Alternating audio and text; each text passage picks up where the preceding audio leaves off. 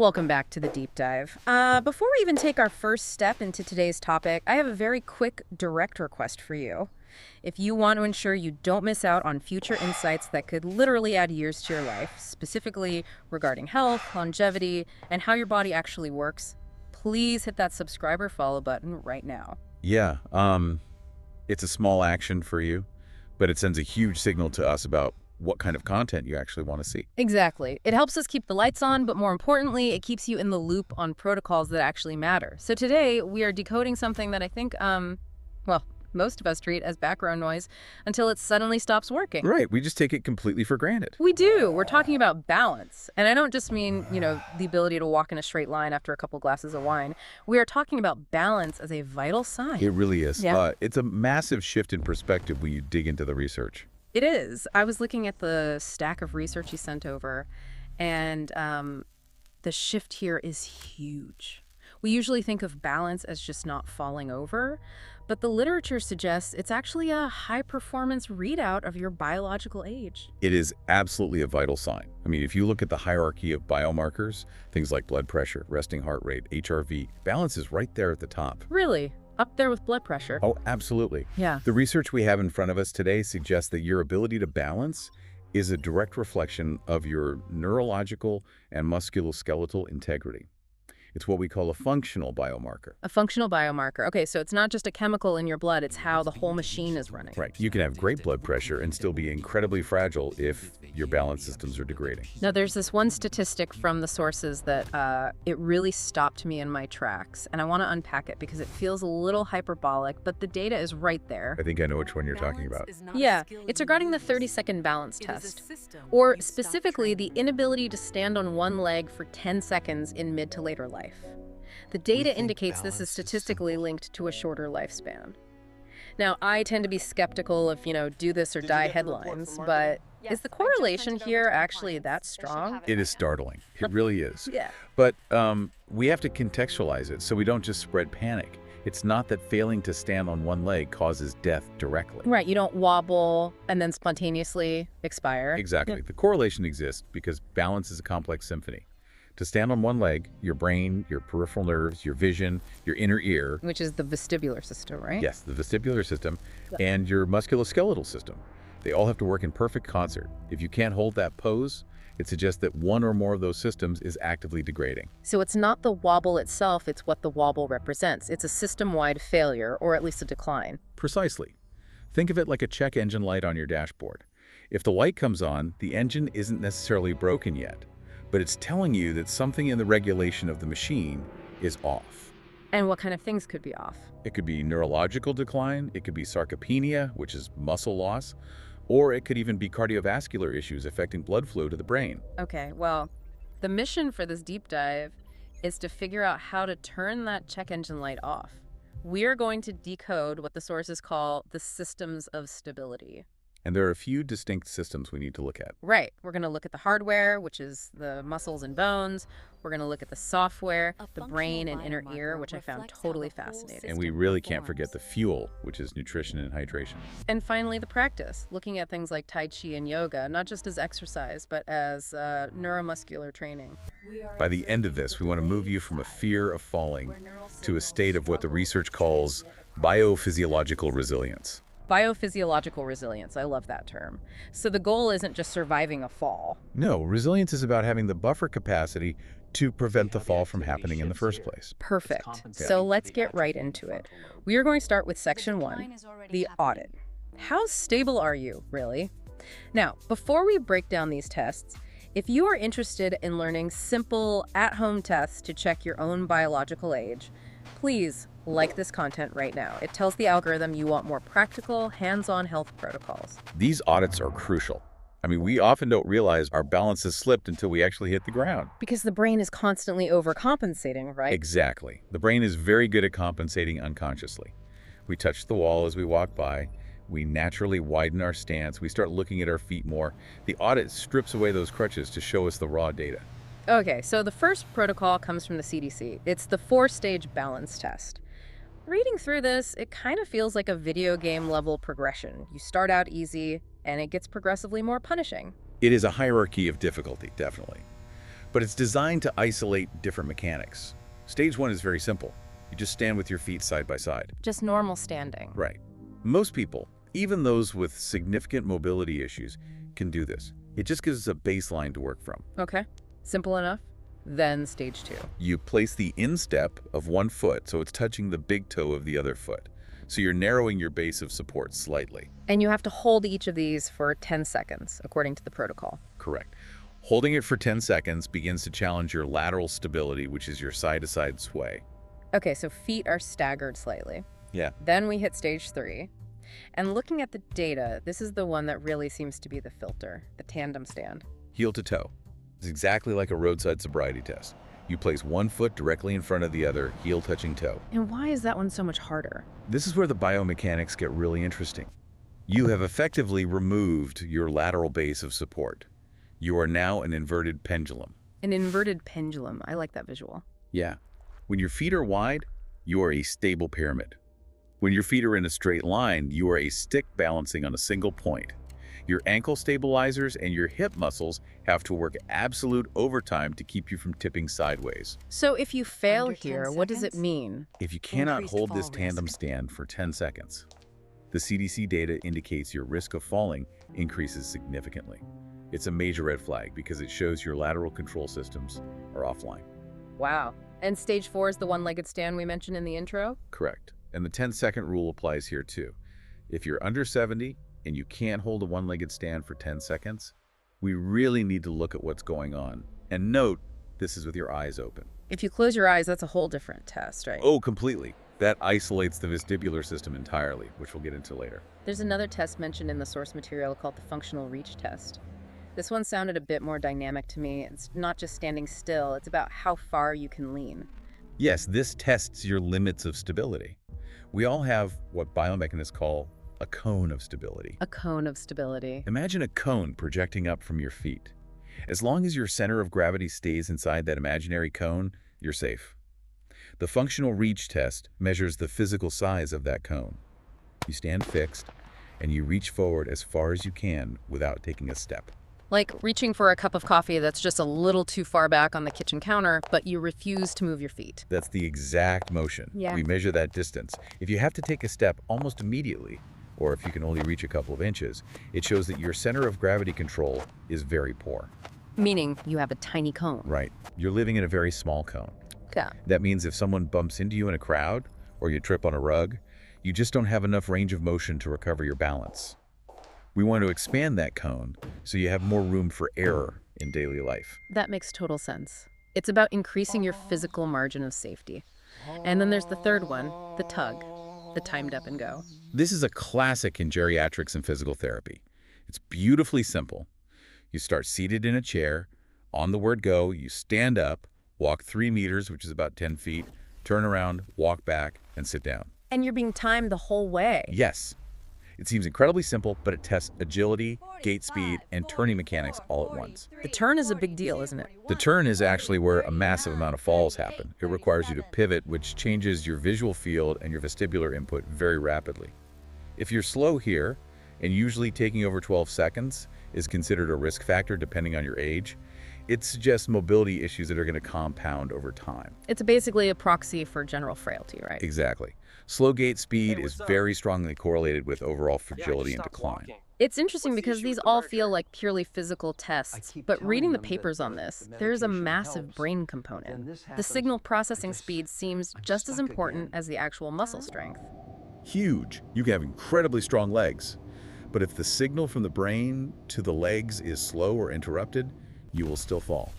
Which brings us perfectly to our first midsection check-in. We are about 5 minutes in, so I want to ask you, the listener, if you were in a safe place, maybe pause us for a second. Try standing on one leg. Be safe, have a chair nearby, or do it near a wall. But try it, then come back and comment to number 1 below if you felt a little wobble, or 2 if you stood like an absolute statue. Let's see where everyone is at. And please be honest. The wobble provides the baseline data. Don't be discouraged if you wobble. That's just your starting point. Speaking of data in the brain, let's talk about the months backward test. This completely blew my mind because on the surface, reciting the months of the year has absolutely nothing to do with gravity. Why does saying December, November, October predict whether I'm going to fall down? This gets into the really fascinating concept of dual tasking. See, we tend to think walking is automatic. We think, oh, I don't need to use my brain to walk. Right, it's just a background process. But that's not true at all.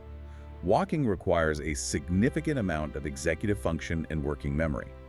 Your brain is constantly scanning the floor ahead, calculating friction, adjusting for the slope of the pavement. It's a high CPU task for your nervous system. So the brain is essentially running a complex physics simulation in the background just to keep us upright. Exactly. Now, if your brain is healthy and has plenty of cognitive reserve, you can walk and talk at the same time. You can walk and daydream. But as we age, or if our cognitive capacity drops for any reason, the brain has to recruit more and more resources just to manage the basic motor control of walking. So it starts stealing processing power from the thinking part of the brain just to keep you upright. Yes, so if you add a cognitive task, like reciting the months backward, which forces you to actively think and use working memory, The system basically crashes. system crashes, the walking falls apart, or your balance completely fails. In clinical settings, we literally call it stops walking while talking. Really? That's an actual clinical marker. Yes. If you have to physically stop walking to answer a complicated question, that is a strong predictor of future fall risk. The months backward test while trying to balance stresses the brain to see if you have enough processing power to handle both stability and cognitive load simultaneously. That is just fascinating. It's exactly like trying to run a high-end video game on an old computer. If you open a heavy browser window in the background, the game is gonna lag. That is the perfect analogy. And when real life lags, you fall. All right, we've audited the system. We know if we're wobbling, and we know if our CPU is overloaded. Now let's look at the actual machinery that keeps us upright. We're moving from the audit to the anatomy, section 2, the hardware. The muscles and bones. Basically the chassis of the car. Before we talk about the specific muscles, I want to encourage you to share this specific section with a family member who might be worried about hip pain or posture. Just hit share and send it to them right now because we're about to explain exactly why that pain might be happening and how it directly relates to stability.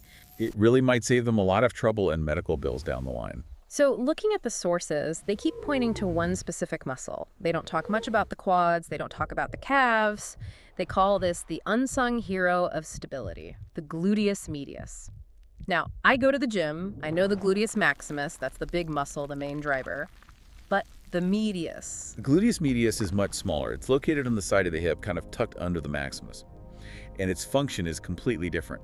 The maximus drives you forward, like when you run or climb stairs.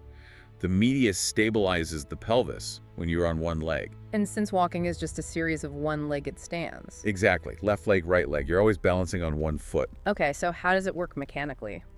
When you lift your left leg to take a step forward, gravity immediately wants to pull your left hip down toward the floor. The gluteus medius on your right side, which is the standing leg, has to actively fire to hold the pelvis level. Think of it like a guy wire on a radio tower. And if that guy wire is slack or weak, Then the pelvis drops on the unsupported side. We call this a Trendelenburg sign. Your hip drops, so to stop yourself from completely falling over, you compensate by leaning your upper body the other way. You end up with this sort of side-to-side waddling gait. and I assume that waddling isn't just a cosmetic issue, it's doing damage. It's a complete disaster for the kinetic chain.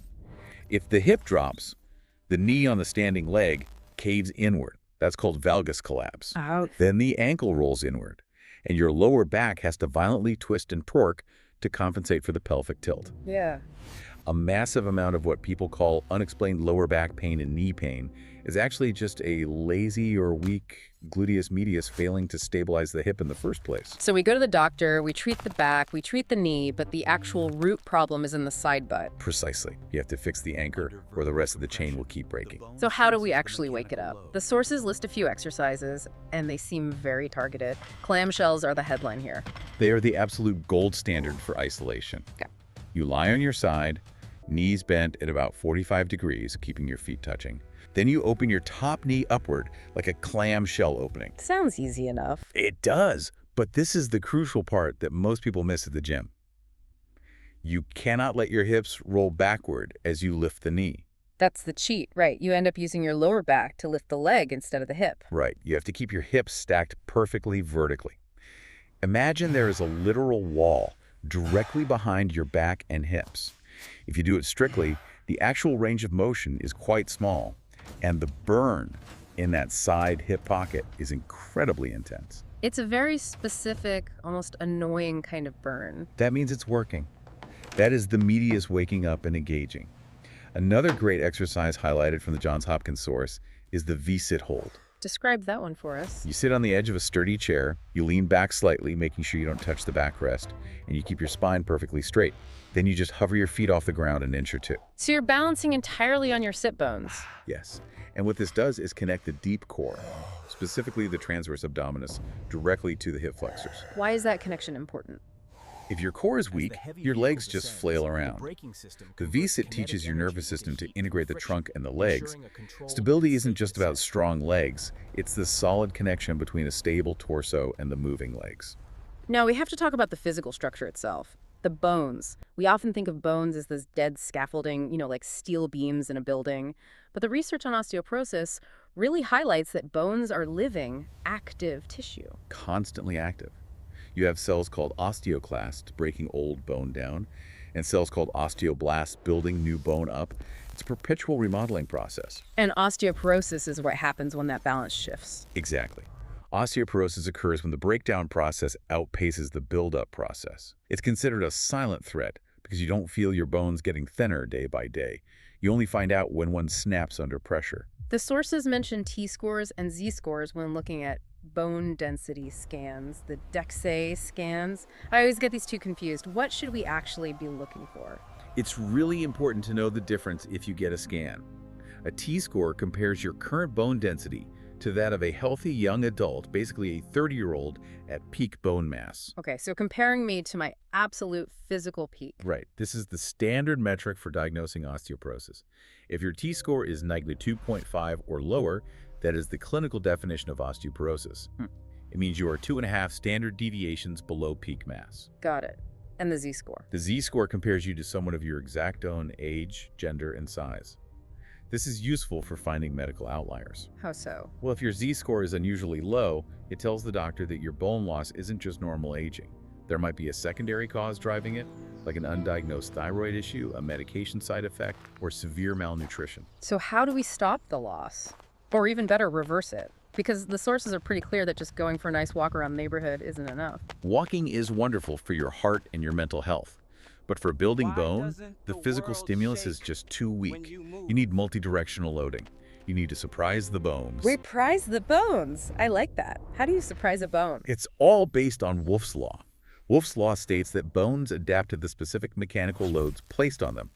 If you only ever walk forward on flat ground, the bone only strengthens to support that one specific vertical compression.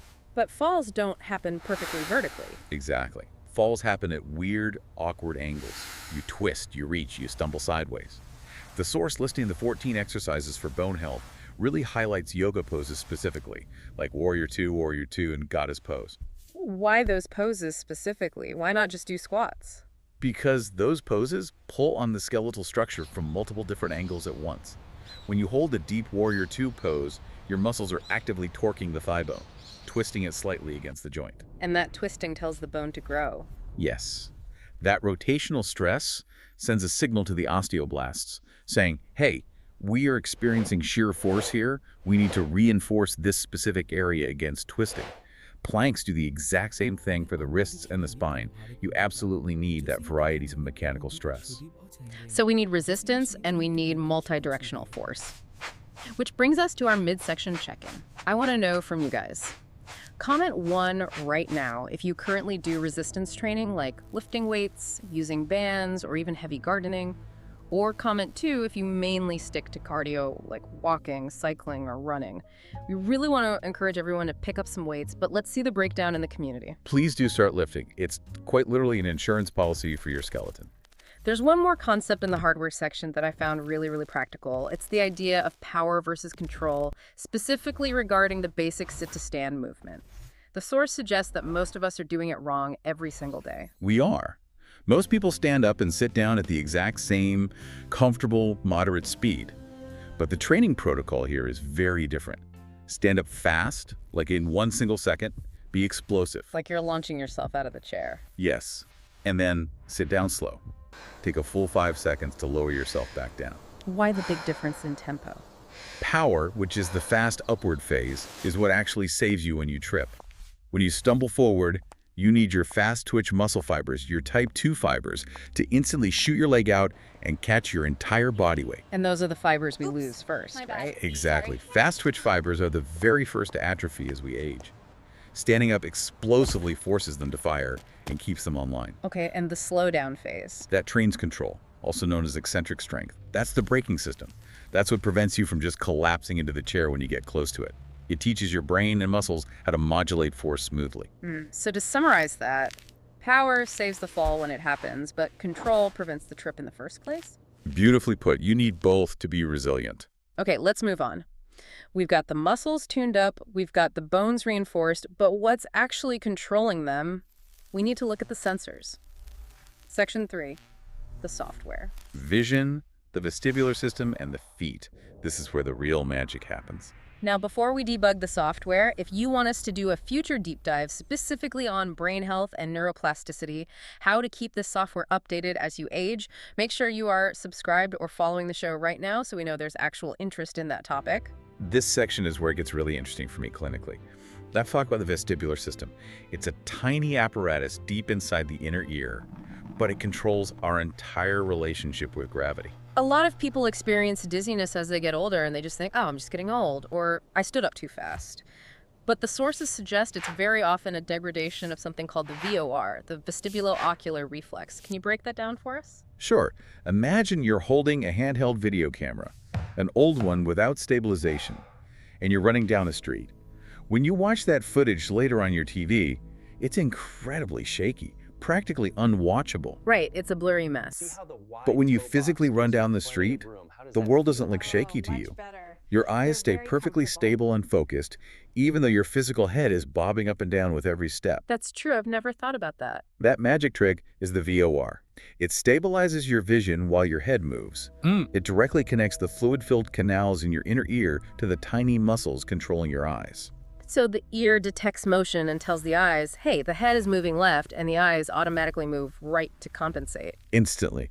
It's one of the absolute fastest reflexes in the entire human body. But as we age, the fluid in those ear canals changes viscosity, or the nerve signal just slows down slightly. The reflex starts to lag. And what happens if that reflex lags, even by a millisecond? Then every single time you turn your head, the visual world swims for a fraction of a second. It looks jumpy. And if the world looks jumpy, your brain immediately panics. It thinks you are falling. And what does the body do when it panics? You stiffen up. You hesitate. You lock your joints. And that hesitation and stiffness is exactly what causes you to trip and fall. Can we fix it? Or once it starts lagging, is it just gone for good? You can absolutely rehab it.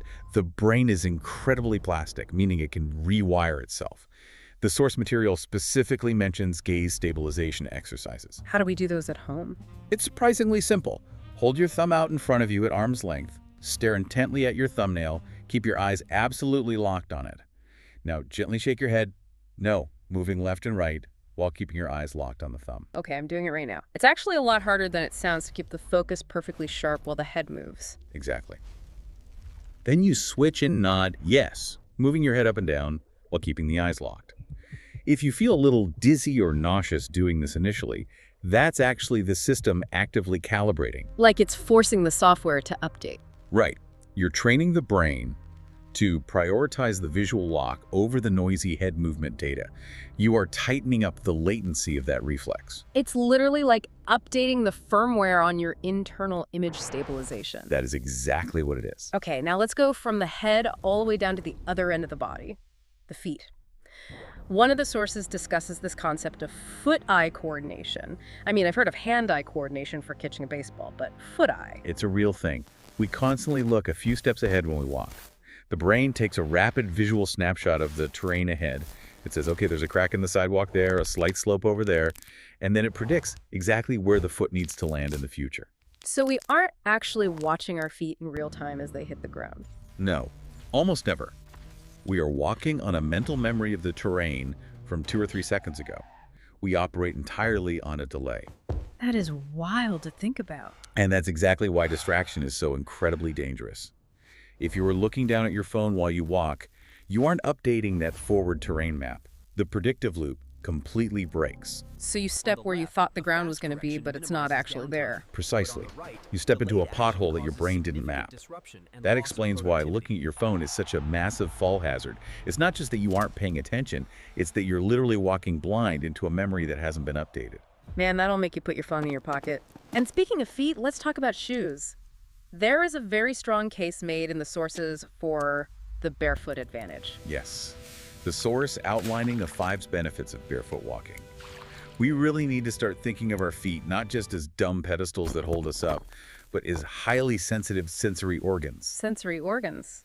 Like our hands? Exactly like our hands. The soles of your feet have thousands of nerve endings, mechanoreceptors, that exist solely to tell the brain exactly what the surface beneath you is doing. But we wrap them up in thick rubber soles all day long. We essentially blindfold them.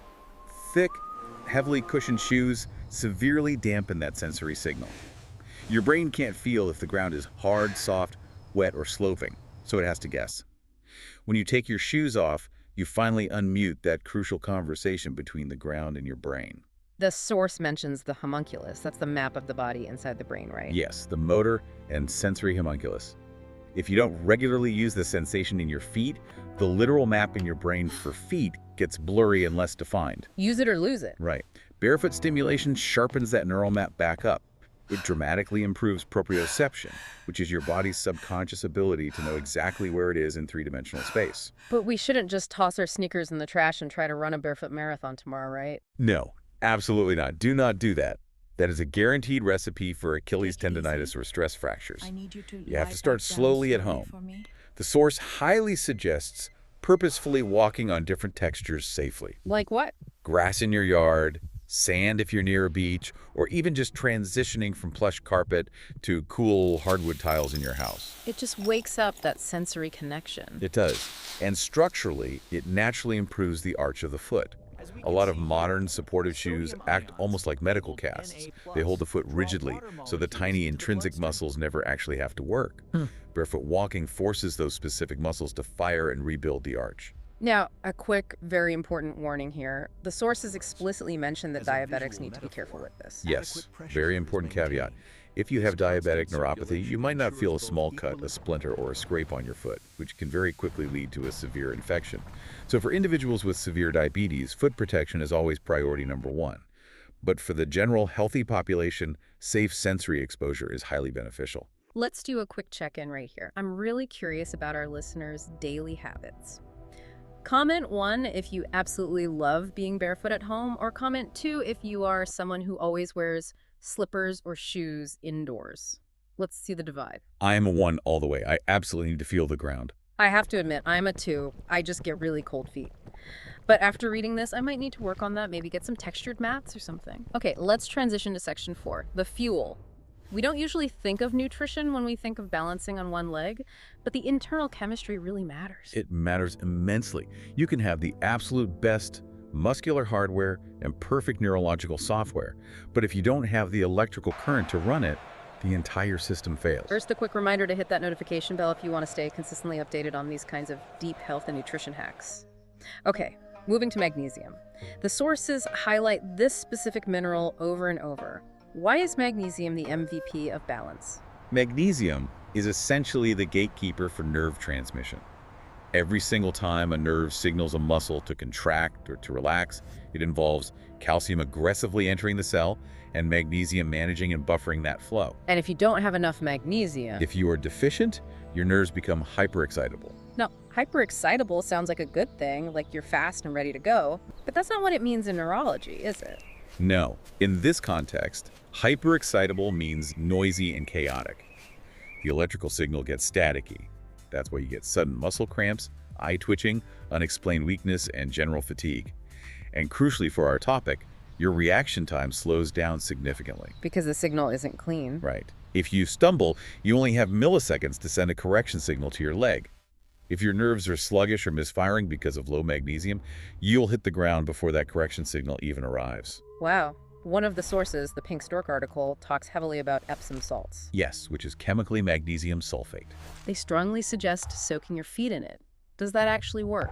I've heard a lot of mixed things in the medical community about absorbing vitamins through the skin. Transdermal absorption, taking it in through the skin, is definitely a bit debated in the hard clinical science regarding exactly how much magnesium actually makes it into the bloodstream. However, the localized relaxation effect on the muscles is undeniable. It definitely feels good.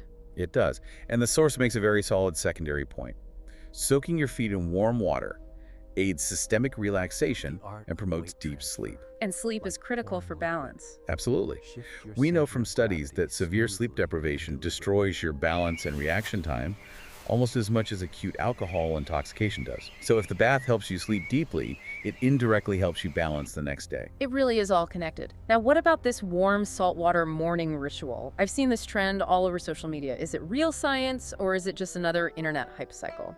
We always have to be careful with internet trends. The rapid weight loss claims mentioned in some of those sources. You should view those with extreme caution. There is no magic weight loss water. However, the electrolyte aspect, specifically the salt, is based on very solid human physiology. Because salt is sodium, which is a key electrolyte. Right. And systemic dehydration, or specifically low electrolyte levels, directly leads to a condition called orthostatic hypotension. That's the technical term for the head rush you get when you stand up too fast off the couch. Exactly. When you stand up from a seated position, gravity instantly pulls a significant amount of your blood down into your legs. Your autonomic nervous system has to instantly clamp down on your blood vessels to push that blood back up against gravity to your brain. And to do that, it needs pressure. It requires adequate fluid volume, which is hydration, and it needs sodium to actually hold that fluid inside the blood vessels. If you wake up dehydrated, your blood pressure naturally drops when you stand, your brain doesn't get sufficient oxygen for a split second, and you get extremely dizzy. And that dizziness leads to falls. So the warm salt water in the morning isn't about doing a detox, it's literally about restoring hydraulic pressure in the body. Precisely. It expands your blood volume slightly so your cardiovascular system is fully pressurized and ready for vertical movement. It directly prevents the dizziness that leads to the classic morning bathroom fall. I love that hydraulic pressure analogy. It makes so much sense. Okay, midsection check-in time. Comment 1 below if you actively take magnesium supplements or use Epsom salts. Or comment 2 if you rely entirely on your diet alone to get your minerals. Help the community find what specific brands or routines work for you. I'd be very interested to see those comments. Magnesium is notoriously hard to get enough of from modern depleted soils and standard diets. It really is. Okay, we are entering the final major section of our deep dive. Section 5, the practice. We know the underlying theory, we've audited the hardware, we've fueled up the system. How do we actually take this car out and drive it? This is all about Tai Chi, yoga, and mindfulness. Ah. This is how you actively train the nervous system to handle gravity. Before we get into the specific physical moves, drop a comment about your absolute favorite type of exercise to inspire others. Maybe you're heavily into something fantastic that we haven't even mentioned today. The source materials are very, very heavy on the benefits of Tai Chi. One specific study mentioned a reduction in older adult falls by up to 30%. 30%, that is a massive number for a non-medical, completely non-pharmaceutical intervention. It truly is. That success rate rivals or beats some preventative medications. They often refer to it as moving meditation, but I have to ask, why does doing slow-motion martial arts in a park help me not fall over when I'm walking fast through a grocery store? What is the actual mechanism there? The secret is in the weight shifting. We talked at length about the gluteus medius earlier. Tai Chi is essentially a master class in conscious weight transfer. How is it different from normal walking? In normal, everyday walking, we just kind of lazily fall forward and let our front foot catch us. It's controlled falling. In Tai Chi, every single step is entirely deliberate and controlled. The sources mention a specific concept called the empty step. Yes. This is a brilliant biomechanical concept. In Tai Chi, you don't put your foot down and commit your body weight forward until you are already perfectly stable on the back standing leg. So you touch the front foot down. But it's empty as weight. You just tap the toe. Yeah. You mentally check your stability on the back leg, and only then do you slowly pour your weight into the front foot. Wow. It completely forces you to be hyper-conscious of exactly where your center of gravity is at every single millisecond. Exactly. It teaches what we call controlled instability. Some of the specific moves, like part the wild horse's mane, which sounds very poetic and gentle, are actually incredibly complex biomechanical drills. What's actually happening in the body during that move? You are actively rotating the torso, which is a vestibular challenge for the inner ear. You are moving the hands in opposite directions, which builds cross-body coordination. And you are slowly shifting weight from the back leg to the front leg, building tremendous eccentric strength. And what about the horse stance? That sounds less like moving and more like torture. That one is for building deep static endurance. You sink your hips down low, widen your feet, and keep your back perfectly straight. It absolutely domes the quads and the glutes, but more importantly, it teaches your brain to lower your center of gravity. Why is lowering it so important? Because when most people feel unstable in real life, their immediate flinch instinct is to tense up, lock their knees, and raise their shoulders up to their ears. Right, they get completely top-heavy, like a scared cat arching its back. Exactly. And being top-heavy makes you incredibly easy to tip over. Tai Chi explicitly teaches you to sink, to root yourself to the floor. When you feel a moment of instability, your trained instinct becomes to drop your weight down into your hips. That instantly makes you drastically harder to topple. It completely rewires your physical panic response. That is a profound insight, rewiring the panic response from stiffening to sinking. Okay, what about yoga? We touched briefly on the warrior poses for building bone density earlier. Yoga adds the crucial element of joint flexibility and prolonged static holds. Tree pose is obviously the classic one-leg balance stand that everyone knows. But the expert clinical sources also strongly highlight the crescent lunge and triangle pose. Why are those specific poses so effective for balance? Because they aggressively open the front of the hips. Modern humans sit at desks and in cars all day long, so our psoas muscles and our hip flexors get chronically tight and shortened. And tight hips ruin your posture. They do. Tight hips literally pull your torso forward into a permanent slump. This shifts your resting center of gravity dangerously forward toward your toes. If you're slumped, you're perpetually falling forward. So you're fighting gravity all day just to stand still? That sounds exhausting. It is exhausting for the nervous system. Yoga physically opens up that front muscular chain, bringing your torso back into a safe vertical alignment over your heels. The sources also mention a pose called Salapasana, or the locust pose. Yes, that's where you lie flat on your stomach on the mat, and you actively lift your chest, arms, and legs off the ground simultaneously.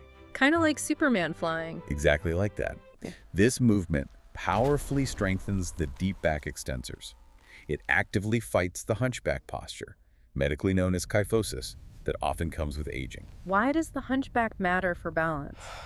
Because if you are significantly hunched over, the heavy weight of your head is sitting several inches in front of your feet. That is a mechanically disastrous, disadvantaged position. Locust pose strengthens the muscles needed to pull everything back into a safe, stacked column. That makes perfect mechanical sense. All right, midsection check-in for the final time. Comment 1 if you've ever felt intimidated by the idea of joining a Tai Chi or yoga class. Maybe you think it's too mystical or just too hard for you. Or comment 2 if you're already a regular practitioner. Let's break down those barriers in the comments. I know it can look very intimidating from the outside, but it is highly accessible. You really don't need the expensive spandex or the silk pajamas to do it. Just start moving. Finally, to wrap up this section, we have to talk about the psychology of the fall. This is the vicious downward cycle described in detail in the Johns Hopkins source. This proves that falling isn't just a physical event, it's a massive emotional event. The cycle of fear. It is truly tragic to see in a clinical setting. It usually starts when someone has a relatively small slip. Maybe they don't even actually hit the ground, they just stumble hard, but they get a massive scare. The adrenaline spikes. Right, so they consciously or subconsciously decide, you know what, I won't go for that walk around the block today. Or I won't go to the grocery store alone anymore. They voluntarily reduce their physical activity just to stay safe. But the human body strictly follows the rule of use it or lose it. By moving less to stay safe, their leg muscles rapidly atrophy. Their vestibular VOR reflex degrades because they aren't moving their head around out in the complex world. And their mental confidence completely plummets. So by trying to prevent a fall, they are getting physically weaker across the board. Yes. Which means the very next time they actually do have to move or navigate a tricky step, they are statistically far more likely to experience a severe fall. It's a brutal self-fulfilling prophecy. It is. And when they inevitably fall that second time, the fear instantly doubles, and the physical restriction gets even tighter. The cycle accelerates. So how do we actually break this cycle? If someone listening right now is trapped in that fear cycle, what is the first step out? The clinical answer is graded exposure. You absolutely don't jump straight into advanced gymnastics or intense yoga. You start extremely small.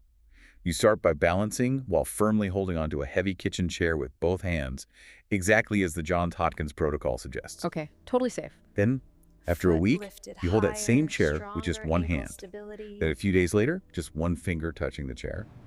Then eventually you just hover your hand exactly 1 inch above the back of the chair while you balance. You're slowly proving to your own brain that you are actually safe. Yes, you are systematically rebuilding the broken trust in your own body. Mental confidence is a massive physiological factor in physical balance. When you are confident, your muscles move fluidly and adaptively. When you are scared, you move rigidly and stiffly. And as the saying goes, stiff things break, but fluid things bend. That is exactly right. Wow, this has been just incredibly comprehensive. We've covered literally everything from the fluid in the inner ear to the deep psychology of fear. Let's try to bring it all home for the listener. Let's quickly summarize the daily protocol. We've got the audit. You need to test yourself. Can you safely stand on one leg for 10 seconds? Can you hold the tandem heel-to-toe stand? You have to be honest with your own baseline data. Then we have the hardware. You need to actively strengthen that glute medius with clamshells, load the bones dynamically with warrior poses, and build fast twitch power by practicing explosive sit-to-stands so you can catch yourself. Then, the software. Wake up the dead nerves in your feet by spending time barefoot on safe, varied textures at home. And stabilize your gaze with thumb drills to fix the VOR reflex in the inner ear. The fuel. Make sure you have enough magnesium for clean nerve transmission and get proper morning hydration with a pinch of salt to maintain the blood pressure needed to keep you upright. And finally, the practice. Incorporate mindful movement like Tai Chi to learn how to actively shift your weight fluidly and instinctively sync your center of gravity when you panic. It really is a complete holistic package. Following this moves balance from being something you just blindly hope for to being something you actively train for. I really want to leave you, the listener, with a final, slightly provocative thought. It's something I picked up from reading between the lines of all these clinical sources. We very often treat balance as a static possession. It's something we think we have or something we lose. We say, oh, I lost my balance. But really, looking at the data, balance isn't a possession at all. It's a highly active skill. It's a continuous performance. That is a truly great distinction. It changes the entire paradigm. It's just a skill that we slowly stop practicing as adults. So what if every single step you took today, walking to the fridge, walking out to the car, what if it was a conscious repetition in a workout you didn't even know you were doing? What if you actively treated every single step as a mini Tai Chi movement? Adopting that level of mindfulness changes absolutely everything. You finally start running on dangerous autopilot, and you start actively training your nervous system again. You essentially turn your mundane daily life into a world-class rehab facility. Exactly. And that constant low-level training is exactly what builds the deep biophysiological resilience we talked about at the very start of the hour. If you found real, actionable value in this deep dive today, please leave a comment down below with the number 1 if you are absolutely going to try just one of these tips today. Maybe try the one-leg stand safely while you're brushing your teeth tonight. Or comment 2 if you are going to share this audio with a specific friend or family member to help keep them safe and upright. Sharing is truly caring, especially when it comes to early fall prevention. It really saves lives. It does. Don't forget to follow the channel so you're here for the next deep dive. We will see you then. Stay stable. Stay balanced.